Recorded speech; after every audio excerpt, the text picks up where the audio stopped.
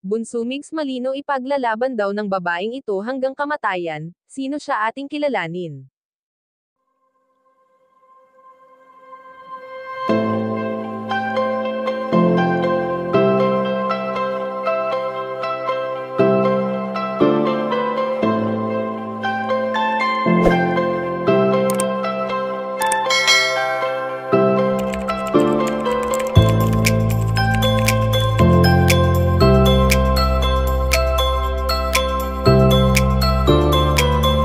Kilala naman natin si Bunso Migs Malino bilang isang mabuting tao, dahil sa palagi niyang pagtulong sa mga taong kapuspalad.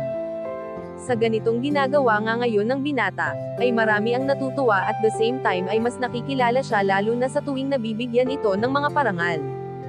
Sa mga award na natatanggap ngayon ni Bunso Migs Malino ay hindi naman lingid sa ating kaalaman na ang tagumpay niyang ito ay lubos niya rin inaalay sa kanyang prinsesa na minahal niya ng higit pa sa kanyang sarili.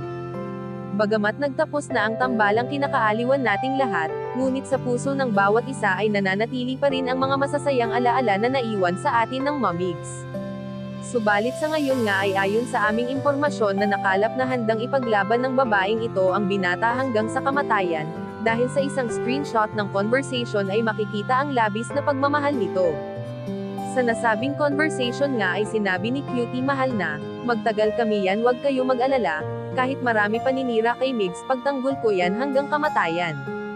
Ang pagmamahal na inalay noon ng namayapang komedyante sa kanyang attorney Migs ay walang kasing katulad, marahil ay naramdaman nito sa binata ang labis ring pagmamahal nito sa kanya na hindi man lang nabigyan ng pagkakataon na maiparamdam pa ng matagal.